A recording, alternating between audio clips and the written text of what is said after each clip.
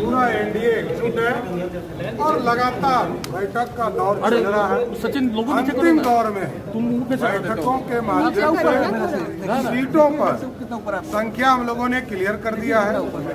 अब अंतिम दौर में सीटें बंटवारे का काम चल रहा है। अगले कुछ घंटों में सारे चीजें क्लियर हो जाएंगी।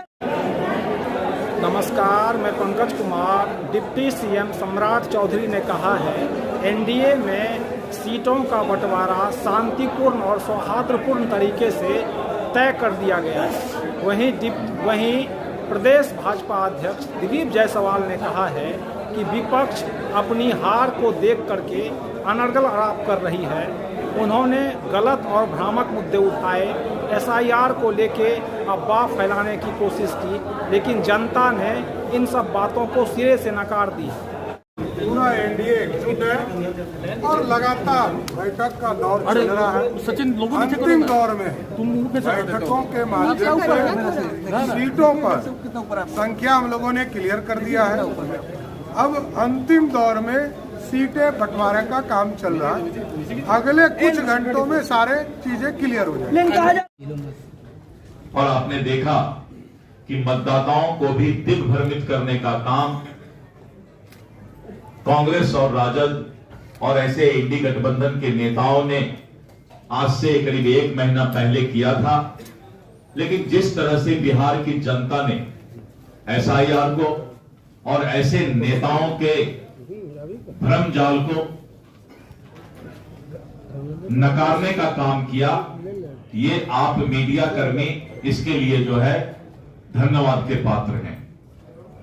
और बिहार में जिस तरह से यहां की जनता ने एसआईआर को नकारने का काम किया, मतदाताओं ने चुनाव आयोग पर विश्वास करने का काम किया, मतदाताओं को अधिकार मिला, ये आप मीडिया के लोग इसके लिए सबसे ज्यादा धन्यवाद के पात्र में दोबारा दे रहा हूं कि आपने सच्चाई का साथ दिया और आज बिहार की मतदाता चुनाव के लिए तैयार है। हम चुनाव के मैदान पर जा रहे हैं, लेकिन हमारी पार्टी कार्यकर्ताओं की पार्टी है, संगठन की पार्टी है, विचारधारा की पार्टी है, संस्कार की पार्टी है। लेकिन जिस तरह से मीडिया और सोशल मीडिया का कुछ विपक्षी पार्टियां गलत उपयोग करने का प्रयास कर रही है, और कल हम लोगों ने चुनाव आयोग को भी लिख कर दिया है कि इस तरह का माहौल मीडिया के माध्यम से, सोशल मीडिया के माध्यम से बनाने का विपक्षी दल प्रयास कर रही है। इसका मुख्य कारण है कि विकास के मामले में हम लोगों ने चुनौती दिया था विपक्ष को कि अगर आपकी हिम्मत है तो बिहार के विकास पर चर्चा करें। लेकिन आज तक विपक्ष ने विकास पर कोई चर्चा नहीं किया, क्योंकि उनको विकास से कोई मतलब ही नहीं है।